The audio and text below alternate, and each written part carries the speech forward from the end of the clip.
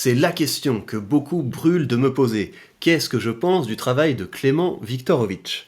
Cette question, j'y ai répondu à l'occasion d'un entretien que j'ai accordé au Crayon, un de ces nouveaux médias très sympathiques et que je vous recommande. J'en profite pour embrasser toute l'équipe et sans plus de suspense, voilà la séquence. Horizon sous-entend l'idée d'un cap fixé par le capitaine d'un navire, sans nous donner la moindre indication sur la destination qui est effectivement visée. Territoire de progrès, ça ne nous dit rien non plus. Je connais peu de personnes qui souhaitent ardemment la régression.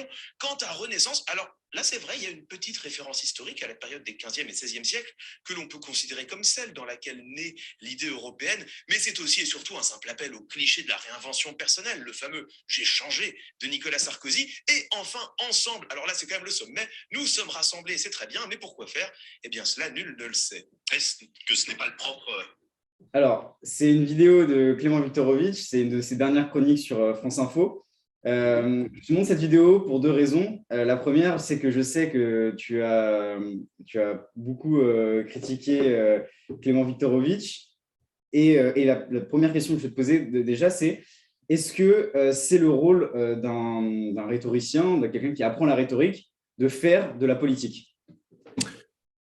Alors, il y a plusieurs choses sur lesquelles on va s'arrêter. La première partie de ce que tu dis, donc que j'aurais critiqué Clément Viktorovitch, en fait, le point, c'est que les personnes dont je mets la tête en miniature dans mes vidéos, c'est systématiquement des prétextes.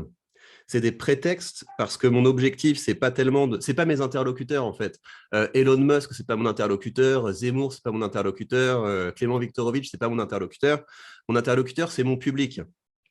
Et donc, la finalité de chacune de mes vidéos, c'est que je mette mon public dans la situation des orateurs que j'analyse et qui se disent, si j'étais à leur place, qu'est-ce que je pourrais faire moi? Et si je ne suis pas content du niveau des personnes qui nous représentent, qui nous dirigent, est-ce que je suis capable de faire mieux que ça?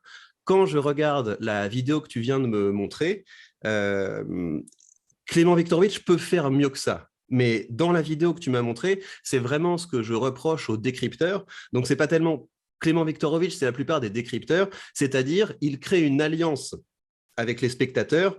Regardez comme ces personnes que vous voyez à la télé sont mauvais. Regardez ce qu'ils sont mauvais, ils utilisent un langage creux, ce qu'ils disent, ça n'a pas de sens, etc.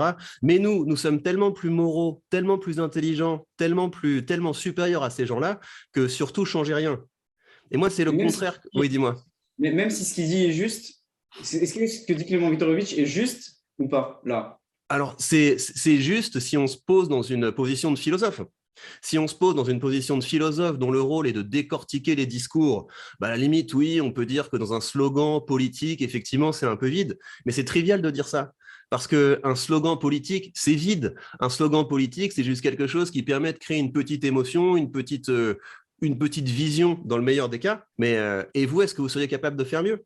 Et les gens vont se rendre compte que s'ils essaient de rassembler leurs pensées en une phrase, ça va donner un slogan qui n'est pas tellement mieux que ce que Clément Viktorovitch a critiqué.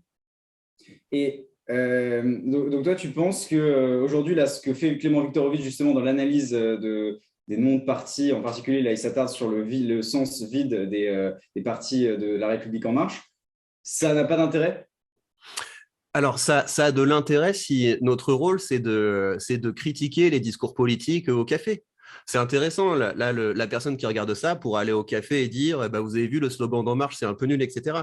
Ça n'a pas d'intérêt dans le sens où la personne qui se sent mal aujourd'hui, la personne qui a l'impression d'être une perdante du système, c'est pas avec ça qu'elle va progresser. La personne va progresser si elle est capable d'avoir des outils efficaces pour changer ses idées en des vrais projets et pour être capable de porter ses projets face à un public et de les convaincre. Et donc, ce que je dirais dans ce genre d'analyse qui consiste en du décryptage, c'est que c'est que de la défensive. Les gens se mettent en position de réceptacle de discours. Ils se mettent en position de réceptacle de discours et se disent oui, j'aime pas, c'est pas bien, etc. Ils se disent jamais si je devais faire mieux, comment je ferais. Et s'ils se retrouvent dans cette position à devoir créer du contenu, à devoir créer des discours, ils vont se rendre compte que peut-être que c'est difficile et peut-être qu'ils vont avoir besoin d'un professeur de rhétorique qui fait un peu autre chose que de commenter les discours des autres, qui leur fait faire des exercices, qui les amène à produire. Et donc là, on rentre plus dans quelque chose qui ressemble à une formation et un peu moins dans du commentaire. Mais dire ce que je viens de dire, inciter les gens à travailler, inciter les gens à développer leurs compétences et leurs connaissances, est-ce que ça ne fait pas de moi un idéologue néolibéral ? Regardez. Tu parlais justement de faire progresser, que les gens progressent, etc.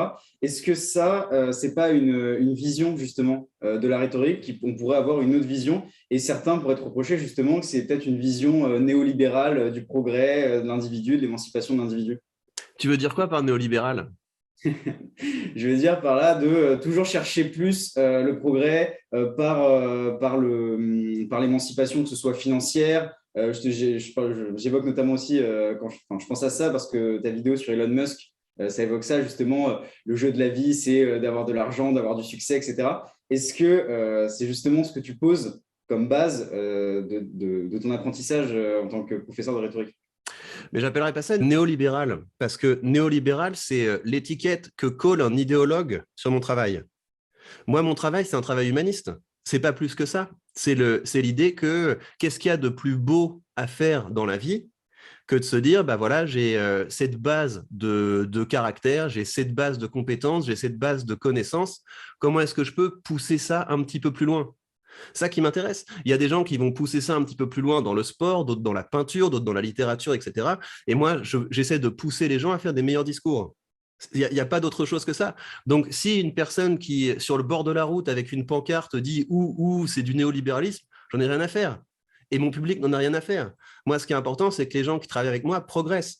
Mais j'ai de la peine pour les gens qui regardent ça et qui se disent « oui, c'est du néolibéralisme », parce que ça veut dire que ces gens sont tellement embourbés dans l'idéologie qu'ils ont renoncé à progresser. Ça, c'est quand même triste. Et donc, dire que c'est idéologique que d'inviter les gens à se développer, à progresser, il faut vraiment être très très loin pour en arriver là. Et si vous aussi, vous en avez assez de ces discours de victimes, de ces discours pessimistes, de ces discours de gens qui ne croient plus au progrès, de discours de gens qui, parce qu'ils ne se donnent pas les moyens de réussir, vont critiquer la réussite des autres, eh bien, je vous invite à rejoindre ma conversation Telegram où on parle sans filtre de rhétorique appliquée à la création de contenu, où je partage régulièrement avec vous l'envers du décor, les stratégies qu'il y a derrière mon business, derrière mon contenu, où j'essaie également de vous motiver, de vous pousser à grandir et à progresser. Et c'est également une conversation où on parle d'investissement, parce que vous allez voir que quand vous commencez à cultiver une expertise et quand vous avez des outils efficaces pour partager cette expertise, il y a quelque chose de magique qui se crée. On commence à gagner de l'argent. Et cet argent, on peut faire quelque chose d'encore plus magique avec,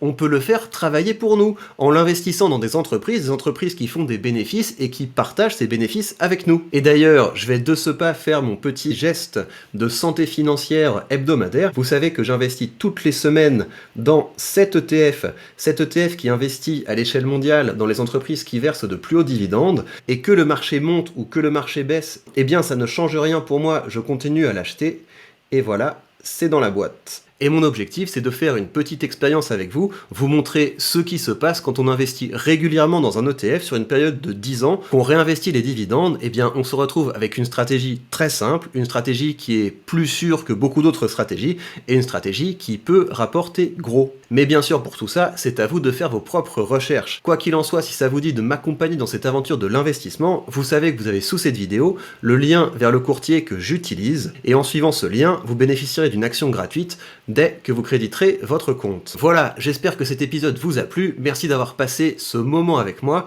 et n'oubliez pas, la rhétorique, ce n'est pas un outil de décryptage, c'est un outil de production. Ce qui doit vous préoccuper avant tout, ce n'est pas le discours des autres, c'est l'efficacité de votre discours. Alors, au travail.